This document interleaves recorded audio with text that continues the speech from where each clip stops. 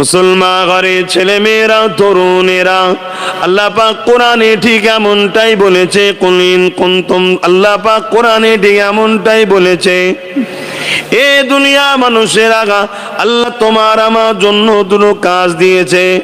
লাকাদ কানা লাকুম, আল্লাহ পাক দুটো কাজ তোমার আমার জন্য দিয়েছে। একটা হলো তোমাকে আমাকে ন্যায়ের পক্ষে থাকতে হবে, ন্যায়কে প্রচার করতে হবে, ন্যায়কে প্রতিষ্ঠিত করতে হবে। আর একটা হলো অন্যায় থেকে দূরে থাকতে হবে, অন্যায়কে মিটিয়ে দিতে হবে, অন্যায়ের বিরুদ্ধে লড়াই করতে হবে। এই লড়াইয়ে যদি তোমার জিন্দগিটা চলে যায়, আল্লাহ পাকের বিনিময়ে তোমায় জান্নাত দিয়ে দেবে।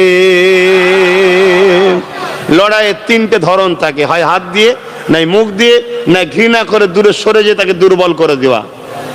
কথা বুঝে আসছে? তিনটে দিক আছে।